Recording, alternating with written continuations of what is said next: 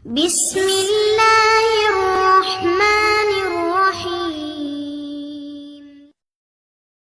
அஸ்ஸலாமு அலைக்கும் வரஹ்மத்துல்லாஹி வபரகாத்துஹு.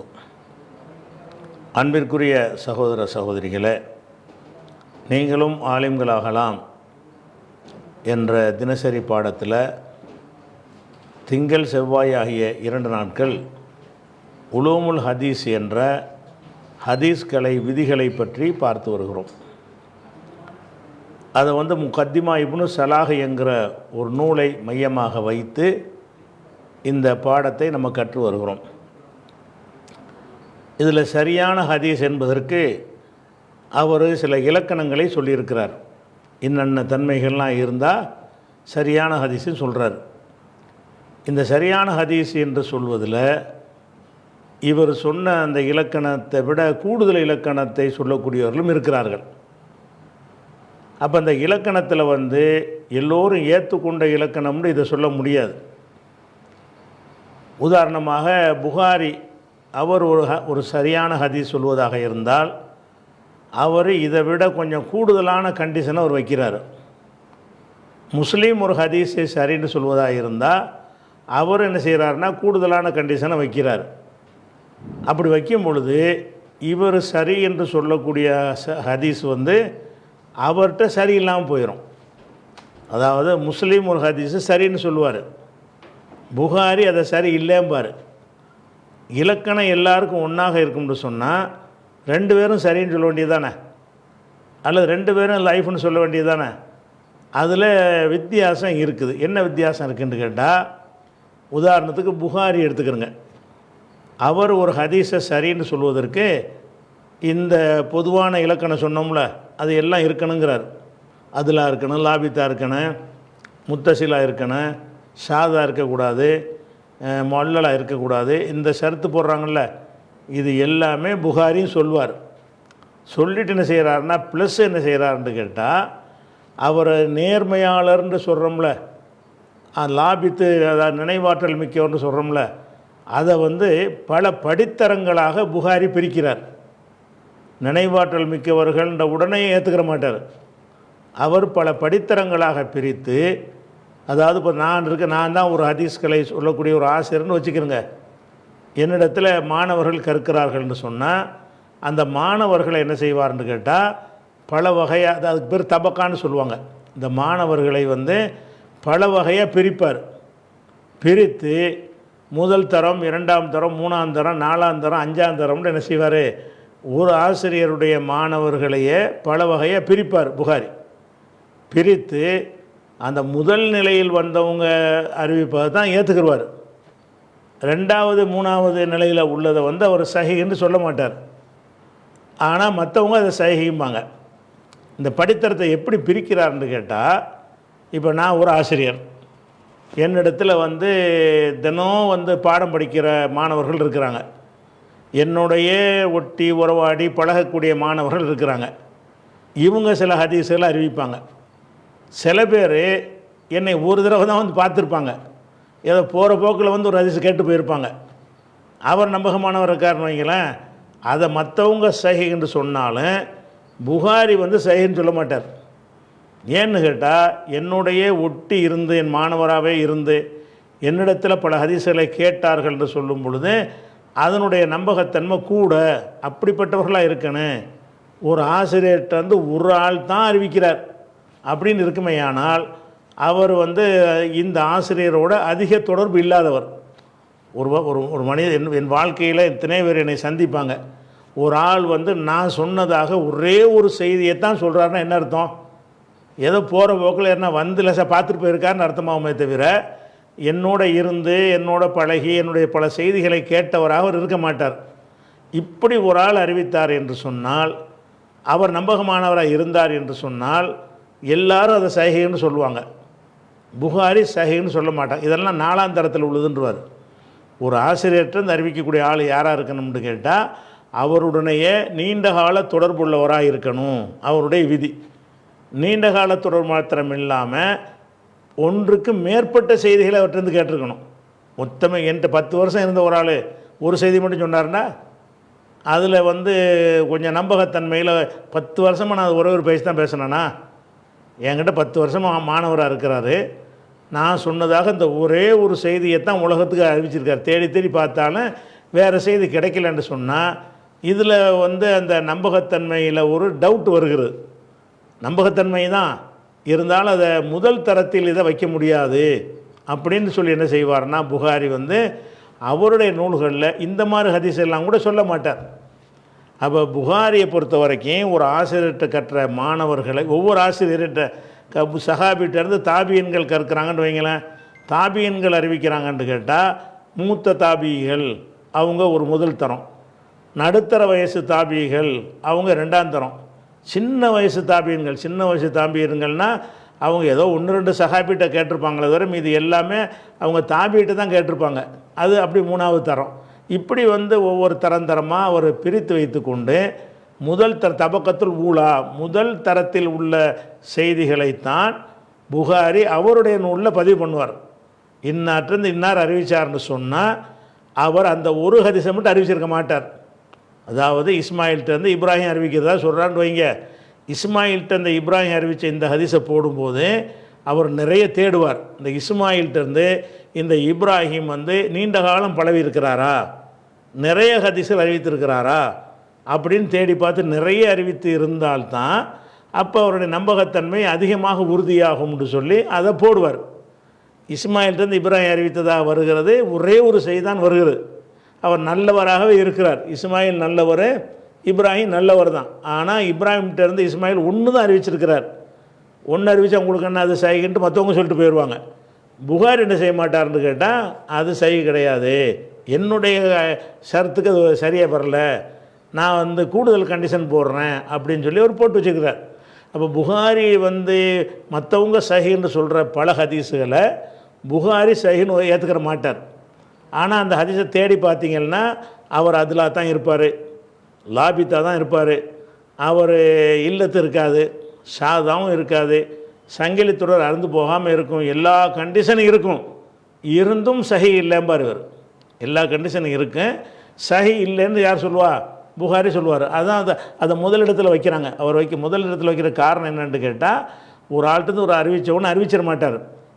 இவர்கிட்டருந்து இவர் அறிவிக்கிறாருன்னா அவரோட நல்லா பழகி பேசி அவரை பற்றி நாங்கள் தெரிஞ்சு ஒருத்தருடைய ஸ்டைல் இருக்கும்ல, அவர்கிட்ட நெருங்கி பழகினா தான் அவருடைய ஸ்டைலை மக்கள் புரிஞ்சுக்கிடுவாங்க, மாணவர்கள் புரிஞ்சுக்கிடுவாங்க. இந்த ஸ்டைலில் சொன்னால் இந்த கருத்தில் அவர் சொல்கிறாருன்னு விளங்கிக்கிடுவாங்க. அதெல்லாம் அறிந்த ஒருத்தர் அறிவித்தார் தான் அந்த ஆசிரியர் சொன்னதை அப்படியே கரெக்டாக உள்வாங்கி புரிந்து அறிவிக்க முடியும். என்றைக்கே ஒரு பயான் கேட்குற மாதிரி உட்காந்து கேட்டு போனார்னு சொன்னால் அவர் என்னுடைய அந்த போங்கு என்னுடைய நடை ஸ்டைல் விளங்காமல் அவர் வேறு ஒன்றை விளங்கிக்கிட்டு கூட போய் அறிவித்திருக்கிறதுக்கு வாய்ப்பு இருக்குது. இப்படியெல்லாம் அவர் கவனத்தில் கொண்டு என்ன செய்கிறாருன்னு கேட்டால் எல்லா மட்டங்கள்லையும் முதல் தபக்காவாக முதல் நிலையில் இருக்க வேண்டும். முதல் நிலை என்றால் முதல் நிலைன்னு அவர் எதை வச்சுருக்காருன்னு கேட்டால் அந்த ஆசிரியரோடு நீண்ட பழக்கம் உள்ளவராக இருக்க வேண்டும். ஒவ்வொரு அறிவிப்பாளரும் அவருக்கு முந்தைய அறிவிப்பாளர்களோடு நீண்ட தொடர் போகிற போக்கில் கேட்டவர்களாக இருக்கக்கூடாது, நீண்ட தொடர்புடையலாம் இருக்க வேண்டும். சில ஹதீஸ்களையாவது ஒன்றும் இல்லை, சில ஹதீஸுகளையாவது அவற்றிருந்து அறிவித்திருக்கணும். அப்படி இருக்கிறது உறுதியானால் தான் அந்த ஒரு ஹதீஸை கொண்டாந்து போடுவார். இவர் போட்ட புகாரில் உள்ள எந்த ஒரு ஹதீஸுமே ஒரே ஒரு மாணவர் அறிவித்த ஹதீஸாக இருக்கவே இருக்காது அவருடைய கண்டிஷனில். அதெல்லாம் சஹி இல்லைன்னு தள்ளி, ஆனால் சஹி தான் அது. ஆனால் அவர்கிட்ட சஹி இல்லை, புகாரிடுக்க அளவில் என்ன இல்லை, சஹி இல்லை. அப்போ வந்து இந்த ஷரத்தில் வந்து இந்த பொதுவான ஷரத்தில் வந்து கூடுதல் கண்டிஷன் வைக்கிறார்ல, அவருடைய கருத்து பிரகாரம் என்னவாயிரும்னு கேட்டால் சரியான ஹதீஸ் என்பது என்னங்கிறதுல குரல்பாடு இது ஒரு வித்தியாசம் புகாரியுடைய ஷரத்தில். அதே மாதிரி வந்து அந்த முஸ்லீம் இருக்கார்ல, அவர் வந்து அந்த முதல் தரத்தில் அப்படி பார்க்க மாட்டார். அந்த ஒரே ஒரு ஆள் ஒரு ஹதீஸை அறிவிச்சிட்டு போகிறார். ஒரு மாணவர் தான் ஒரு ஆசிரியர் அறிவிக்கிறார், ஒரு ஹதீஸை தான் அறிவிக்கிறாரா, அது சஹீஹ் தான். ஆனால் அவர் மீது ரிமார்க் இருக்கக்கூடாது. ரிமார்க்குன்னா என்னென்னு கேட்டால் எல்லோரும் நல்லவர்னு சொல்லியிருக்கணும்னு பார்ப்பாரே தவிர அதில் குறைகள் அந்த பாரதூரமான குறை சொல்லப்பட்டு சிலர் குறை சொல்லி சிலர் நிறைய சொல்கிற மாதிரி இருக்குன்னு வைங்களேன், கூட்டி கழித்து ஆய்வு செஞ்சு இது நிறையத்தான் ஏற்றுக்கிறணுன்னு சொல்லாமல் குறையே சொல்லப்பட்டு இவருக்கு தெரிஞ்சு குறை சொல்லி இருப்பாங்க, இவருக்கு தெரிஞ்ச வகையில் அவர் மீது குறை இல்லாமல் இருந்தால் போதும், அவர் நம்பகமானவராக இருந்தால் போதும், ஒரு ஆள் சொன்னாலும் நான் ஏற்றுக்கிருவேன், அதை சஹின்னு நான் சொல்லுவேன் பார் முஸ்லீம்.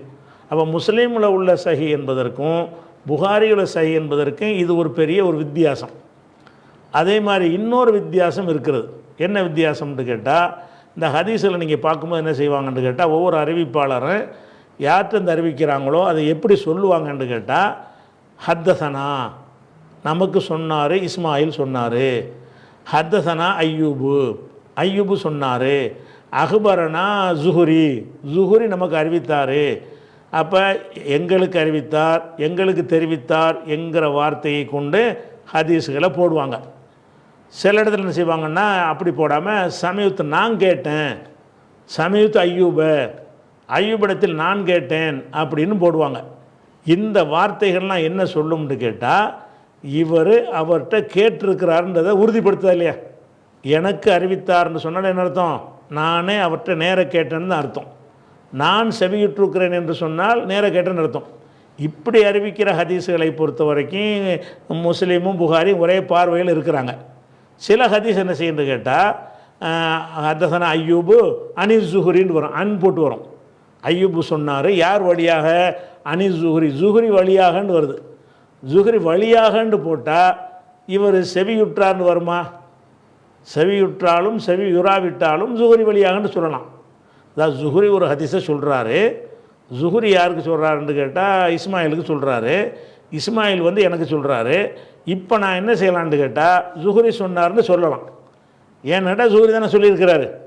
ஆனால் ஜுஹுரி வந்து என்கிட்ட நேராக சொல்லலை. ஜுஹுரி ஒரு ஆள்கிட்ட சொல்லி அந்த ஆள் எனக்கு சொல்கிறாரு, நம்ம பிரபலமான ஆள் பேரை சொல்லுவோமே அப்படிங்கிறக்கா நான் என்ன செஞ்சிருவேன்னு கேட்டால் ஜுஹுரி அறிவித்தார்னு சொல்லுவேன்.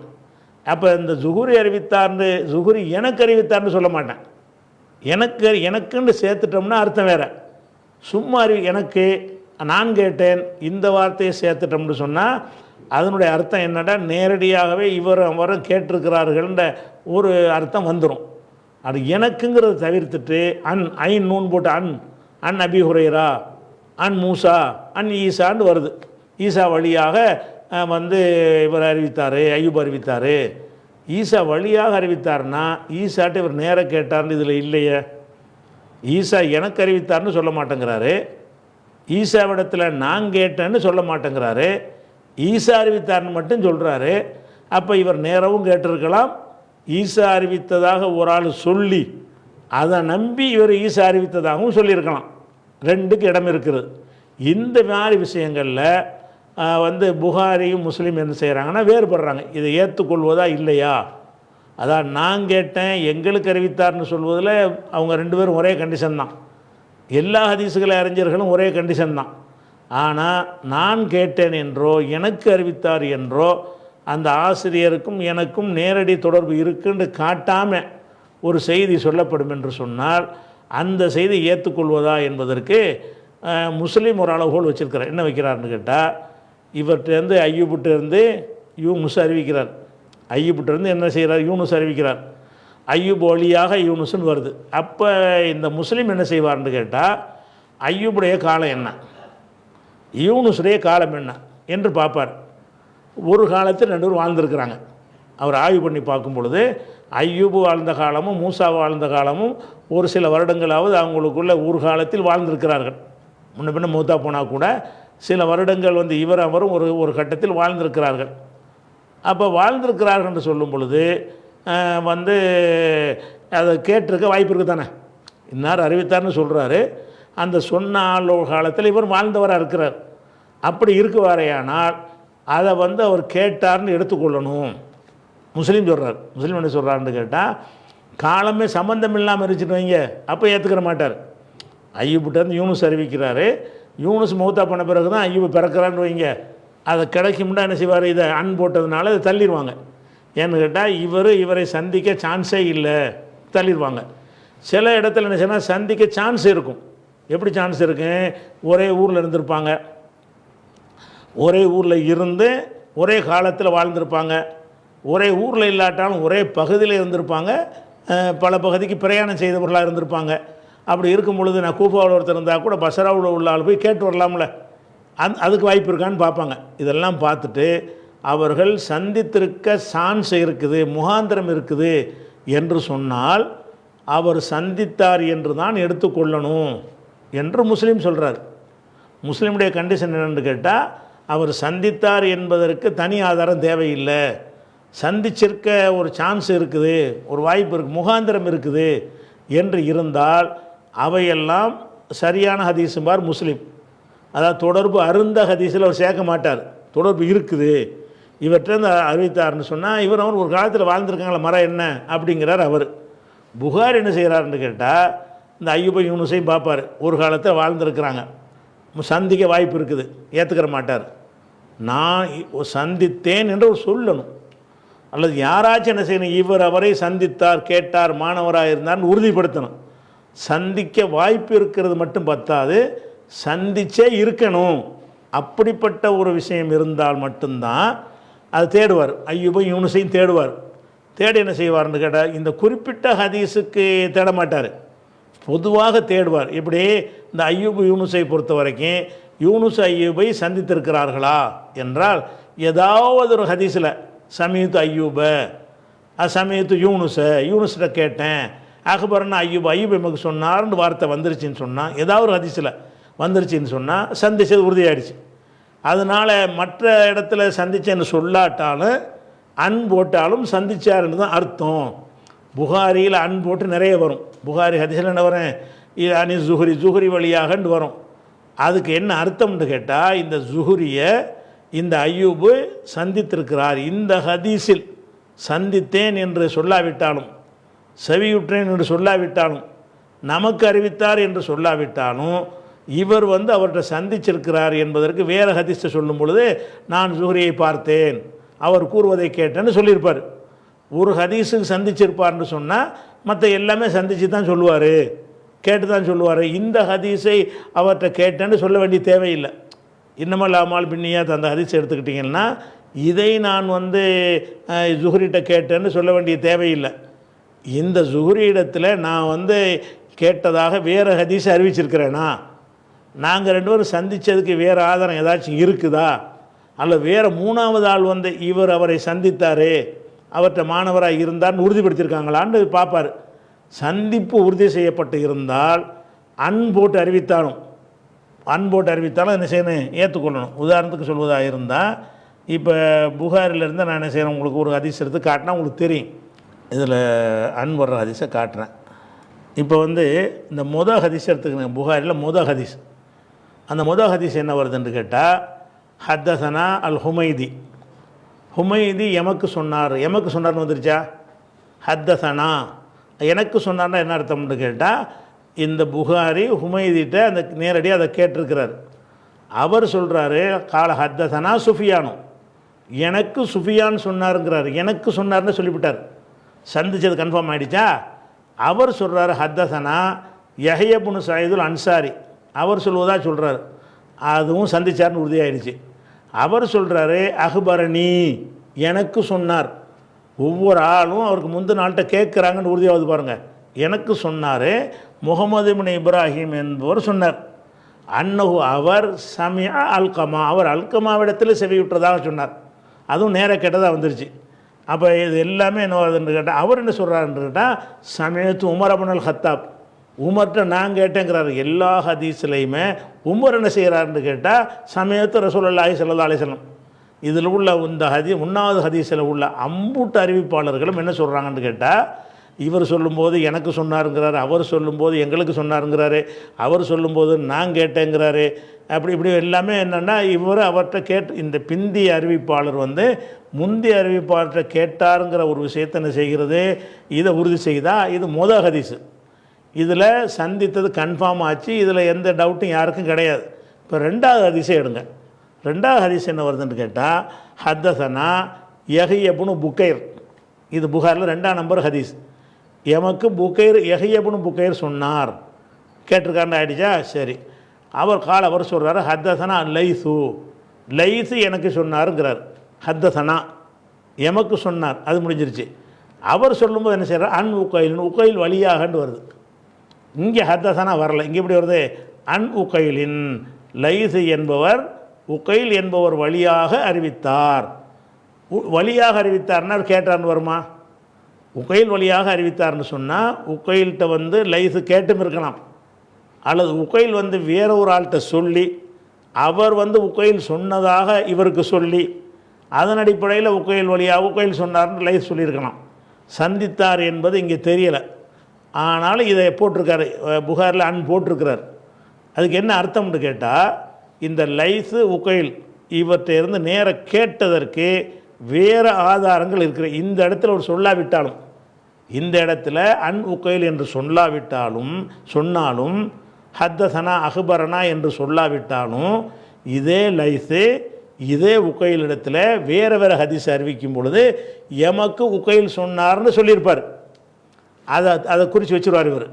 அப்போ இந்த உகைல்கிட்ட வந்து நேர படித்த மாணவர் தானே, இவர் தான் நேர கேட்டுன்னு சொல்லியிருக்கிறாரே வேறு செய்திகளை. அப்படி சொல்லி இருக்கும் பொழுது இந்த செய்தியில் நேர கேட்டேன்னு சொல்லாவிட்டாலும் இந்த செய்தியும் நேர கேட்டதாக தான் அர்த்தம் அப்படிங்கிறாரு.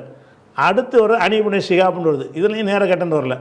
உகைல் யார் வழியாக சொல்கிறாருன்னா அனிபுனி ஷிஹாபின், இப்னு ஷிஹாப் வழியாக சொல்கிறாருன்னு சொன்னால் இப்னு ஷிஹாப்ட்டு இவர் நேர கேட்டார்ன்ற அர்த்தத்தில் இல்லாட்டாலும் இந்த புகாரி பதிவு பண்ணி இருக்கிறார். ஏன்னு கேட்டால் நீங்கள் தேடி பார்த்தீங்கன்னு சொன்னால் இந்த உகைல் என்பவர் இப்னு ஷிஹாப்ட்ட மாணவராக இருந்து அவரிடத்தில் பல ஹதீஸ்களை கேட்டிருக்கிறார் என்பதற்கு வேறு ஆதாரங்கள் இருக்குது, வேறு அறிவிப்புகள் இருக்கும். தேடி பார்த்து நீங்கள் எடுத்துடலாம்.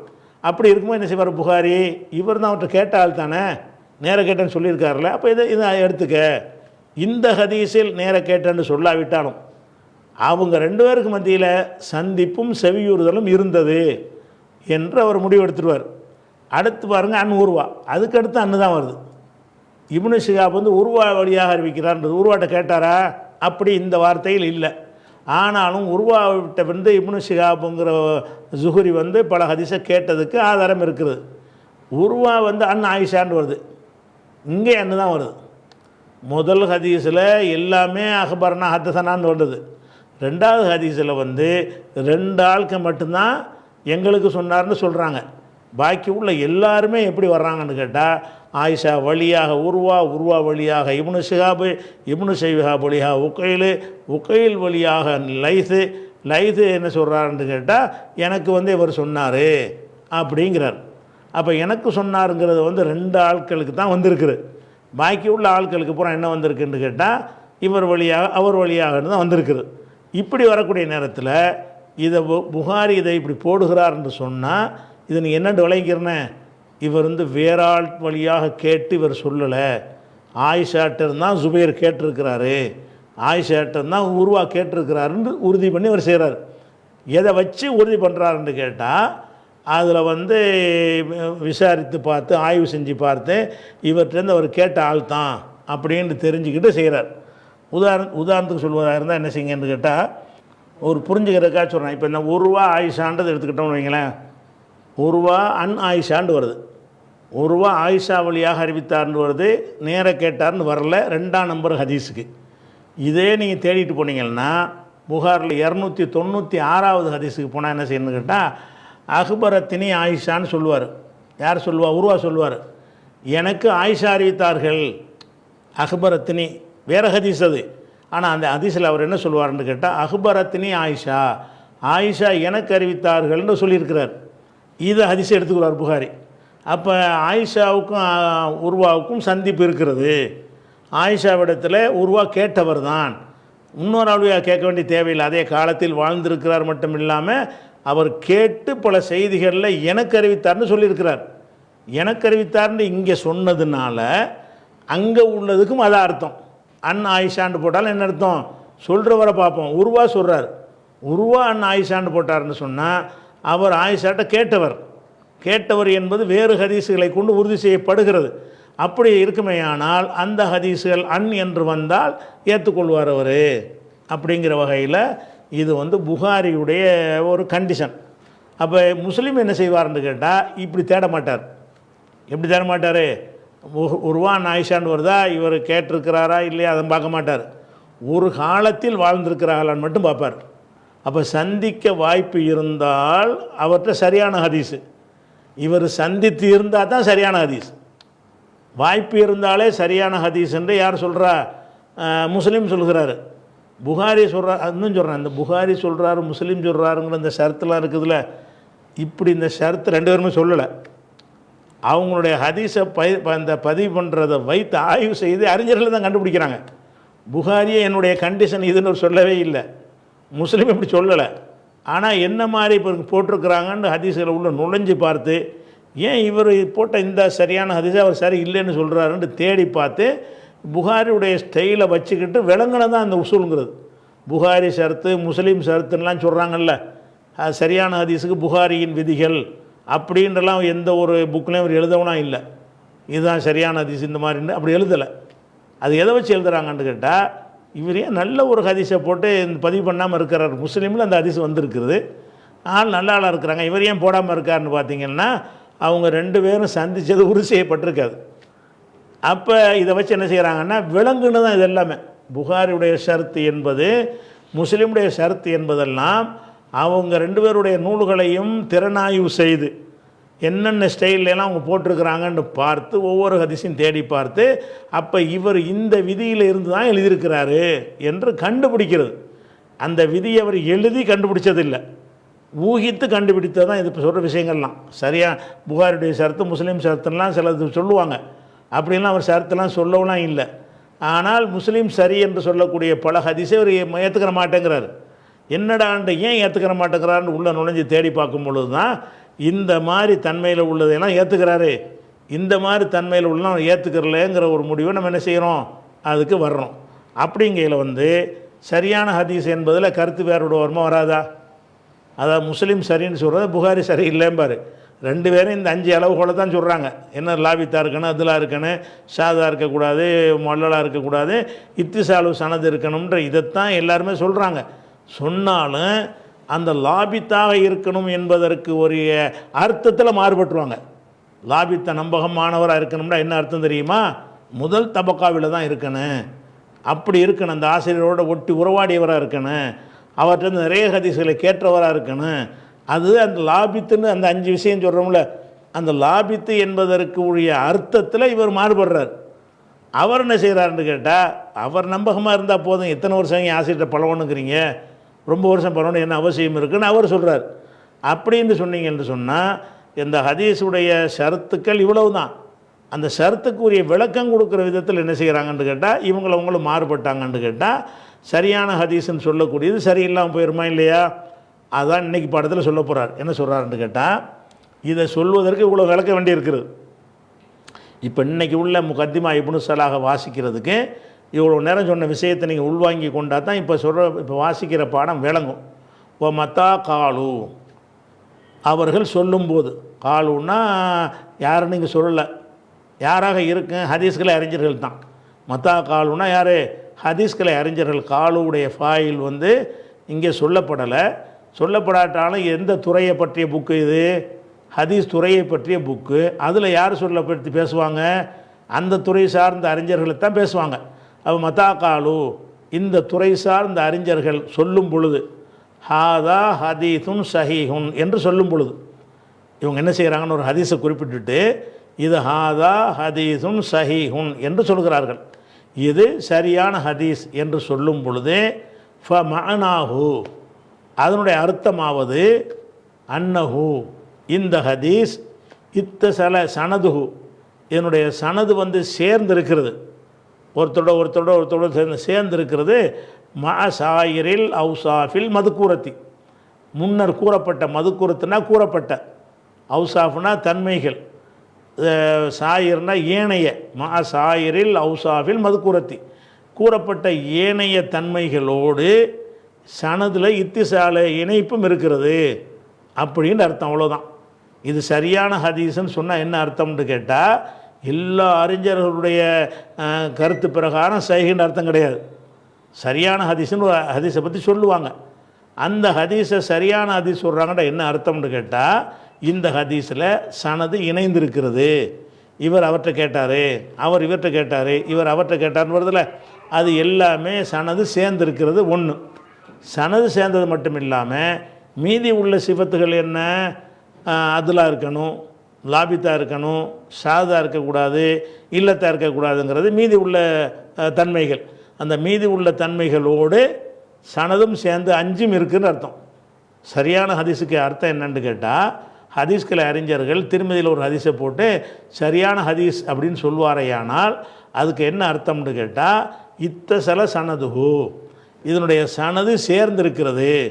எதனோடு சேர்ந்திருக்கிறதுனா அண்ணா உடன், சாயிரில் அவுசாஃபில் மதுக்கூரா, கூறப்பட்ட முன்னர் கூறப்பட்ட மற்ற அவுசாஃப்னா தன்மைகள், சாயிர்னா இதர மற்ற, சாயிரில் அவுசாஃப்னா இதர தன்மைகள், இதர தன்மைகளோடு சனது சேர்ந்து இருக்கிறது. மொத்தம் 5 தன்மை சொன்னார்ல. சரியான ஹதீஸ் என்றால் மற்ற சில சனது சேர்ந்திருக்க வேண்டும். அதாவது நக்லில் அதில் லாபித்து அதிலாக இருக்கணும், லாபித்தாக இருக்கணுன்றாரு. அது ஷாதா உலாயக்கணும், ஷாதன் உலாமு அல்லலன், ஷாதா இருக்கக்கூடாது, இல்லத்தார். இந்த 5 தன்மை தான். 5 தன்மையில் இந்த 4 தன்மையோட சனதும் சேர்ந்துருச்சு அப்படின்னு அர்த்தமே தவிர இதை அனைவரும் சஹீஹ் என்று ஏற்றுக்கொண்டார்கள் அர்த்தம் கிடையாது. ஏன் புகாரி ஏற்றுக்க மாட்டார்ல? இது மூலமும் இருந்தால் கூட அதில் அவர் லாபித்துக்கும் அதிலுக்கும் அவர் வைக்கிற ஒரு ஸ்ட்ரிக்டான ஒரு கண்டிஷன் காரணமாக அது சஹீஹில் வராது. அப்போ என்ன செய்கிறாங்கன்னா, மத்தாக்காலும் அறிஞர்கள் கூறும் பொழுது ஒரு ஹதீஸை பற்றி என்ன கூறுறாங்கன்னா, ஹாதா ஹதீஸும் சஹீஹுன், இது சஹீஹான ஹதீஸ் என்று கூறும் பொழுது ஃபமஅனாஹு, அதனுடைய பொருளாவது, அதனுடைய அர்த்தமாவது, அதனுடைய கருத்தாவது அன்னஹு இத்தசல சனதுஹு, இந்த ஹதீஸுடைய சனது இணைந்திருக்கிறது. இணைந்திருக்குன்னு அர்த்தம், இவற்றிலிருந்து அவர் கேட்டார், அவற்றிலிருந்து இவர் கேட்டார், இவர் சேர்ந்திருக்கு, யார் இடையில் விடுபடலை. இத்தசல சனதுஹு, அறிவிப்பாளர் தொடர் இணைந்திருக்கிறது. மஅ சாயிரில் அவுசாஃபில் மதுக்கூரத்தி, கூறப்பட்ட மற்ற தன்மைகளோடு. மற்ற தன்மைகள்னால் அந்த 4 தன்மைகள் சொன்னார்ல, அதில் இருக்கிறாரு. ஒவ்வொருத்தரும் லாபித்தாக இருக்கிறாங்க. இதில் சாதாவும் இல்லை, தாலிகளும் இல்லை, எல்லாம் சேர்ந்து. இதுதான் அர்த்தமே தவிர என்ன அர்த்தம் இல்லை, அனைவரும் இதை சஹீஹ் என்று ஏற்றுக்கொண்டார்னு அர்த்தம் கிடையாது. இந்த இலக்கணப்படி அதில் இருக்குன்னு அர்த்தம். உலைச மின் ஷர்த்திஹி, இதனுடைய ஷர்த்து கிடையாது. ஐயக்கூன மக்தூ அம்பிஹி ஃபி நப்சில் அம்ரி, மக்தூ அன்பிஹின்ற கத்தான்னு சொன்னால் வெட்டினான்னு அர்த்தம், கட் பண்ணுற அர்த்தம். இது ஒரு செய்திக்கு கத்தான்னு சொன்னாங்கன்னு சொன்னால் உறுதிப்படுத்தினான்னு அர்த்தமாயிரும். ஒரு மெட்டீரியலை பிடிச்சி கத்தான்னு சொன்னால் கத்தரிக்கோளால் வெட்டுறோம்ல, கத்தா வெட்டினான், மரத்தை கத்தாத்து ஷஜர, மரத்தை வெட்டினான் அப்படின்னு கத்தாங்கிற வார்த்தைக்கு வரும். இந்த கத்தா என்பது ஒரு மெசேஜை சொல்லி கத்தான்னு சொன்னால் உறுதிபட சொன்னான்னு அர்த்தமாயிரும். கத்தானா ஒரு கத்தா பிஹி, அதை உறுதியாக சொன்னான்னு அர்த்தம். கத்தாங்கிறதுக்கு மெட்டீரியலில் பயன்படுத்தணுன்னா வெட்டுறதுன்னு அர்த்தம், கருத்தில் பயன்படுத்தணும்னா உறுதிபட சொல்வதுன்னு அர்த்தம்.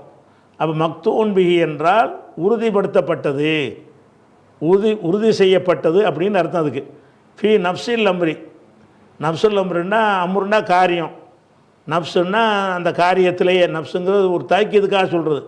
அந்த காரியத்துக்கு நப்ஸாக இருக்குது, மனுஷனுக்கு தான் நப்சுலாம் இருக்கும், காரியங்கிறதுக்கு ஆத்மா இருக்காது. இப்போ நப்சுல் அம்ரின்னா அந்த காரியத்தின் ஆத்மாவிலேண்டு நேரடி அர்த்தம் வரும். ஆனால் நப்சுல் அம்ருங்கிற வார்த்தையை அதுக்கு பயன்படுத்த மாட்டாங்க. நப்சுல் அம்ருன்னு சொன்னால் மெய்யாகவேன்ற அர்த்தம். நப்சுல் அம்ருக்கு என்ன அர்த்தம் செய்வாங்க, நப்சுல் அம்ருக்கு நேரடி அர்த்தம் செஞ்சிங்கன்னா அந்த காரியத்தின் உள்ளத்திலே, நப்சில், மனசிலேன்னு அர்த்தம். காரியத்துக்கு மனசில்லாமல் இருக்குது இல்லை. அப்போ நப்சுல் அம்ருங்கிற இந்த ஒரு சொல்லு, இணைந்த சொல்லை எதுக்கு பயன்படுத்துவாங்கன்னா மெய்யாக, உண்மையாகவே அப்படின்னு அர்த்தத்துக்கு பயன்படுத்துவாங்க. அப்போ ஃபி நப்சுல் அம்ரின்னா மெய்யாகவே, மக்தூ அம்பிஹி உறுதி செய்யப்பட்டதாக அப்படின்னு அர்த்தம். சேர்த்து அர்த்தம் செஞ்சோம்னு கேட்டால் இது ஒலைச, இதான்ட்ட இங்கேருந்து வருவோம், இதை பிடிச்சிடும். ஒலைச மின் ஷர்த்திஹி, இதனுடைய சஹீஹான ஹதீஸுங்கிறோம்ல, சொல்கிறோம்ல, அதனுடைய நிபந்தனையில் உள்ளது கிடையாது. ஐயக்கூன மக்தூ அம்பிஹி ஃபி நப்சில் அம்ரி, மெய்யாகவே அது உறுதி செய்யப்பட்டது என்பது இதன் நிபந்தனை கிடையாது. சஹீன்னு சொல்கிறாங்கன்னு சொன்னால் இந்த 5 அம்சம் இருக்குங்கிறது அர்த்தமே தவிர எல்லாரும் அதை ஏற்றுக்கிட்டாங்க, மெய்யாகவே உறுதி செய்யப்பட்டுருச்சுன்னா யாருக்கும் டவுட் இல்லாமல், கருத்து வேறுபாடு இல்லாமல் எல்லாரும் ஏற்றுக்கிட்டாங்க என்கிற அர்த்தம் கிடையாது. ஏனென்று கேட்டால் இது ஒரு காரணத்தை சொல்லுவாங்க. இதுனா ஏனென்றால் அப்படிங்கிறதுக்கு என்ன செய்வாங்க, இது என்கிற வார்த்தையை சொல்லுவாங்க. ஏன் ஒரு காரியத்தை சொல்லிவிட்டு அதுக்கு ஒரு காரணத்தை சொல்லும் பொழுது இது என்ற வார்த்தையை போடுவாங்க.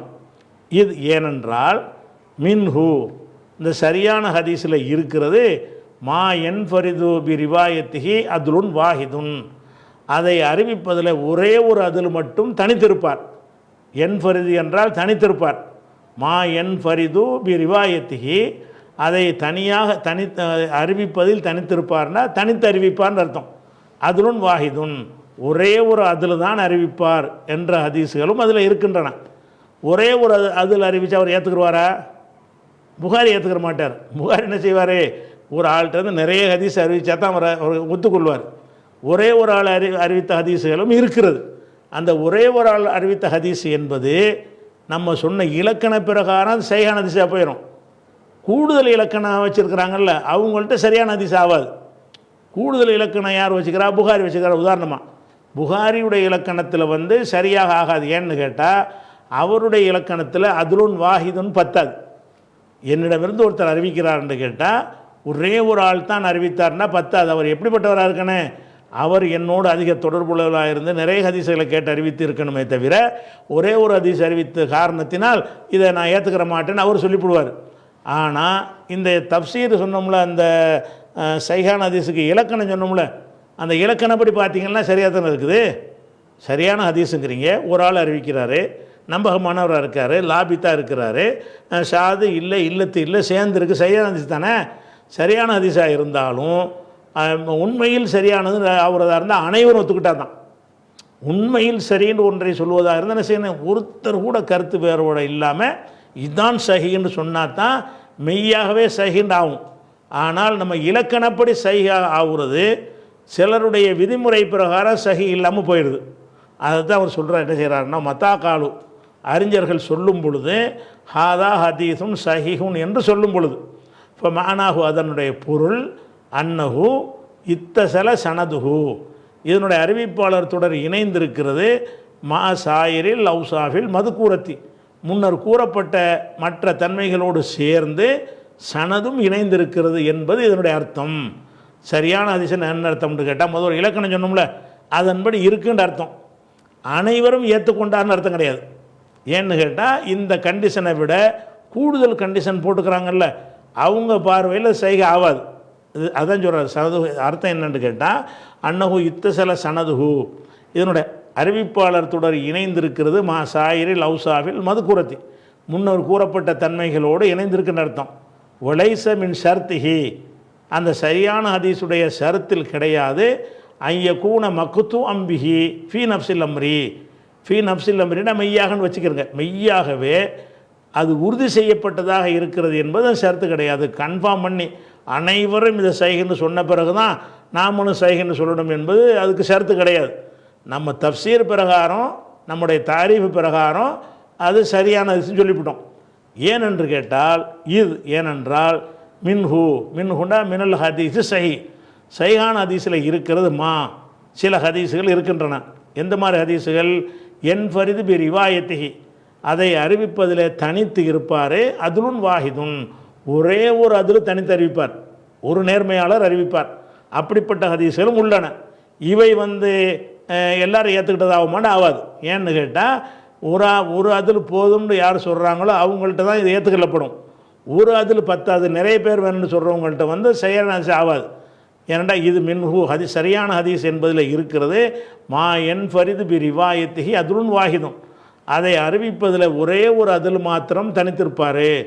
அதாவது இப்ராஹிம்கிட்ட இஸ்மாயில் அறிவிப்பார், அவர் அதிலாக இருப்பார்.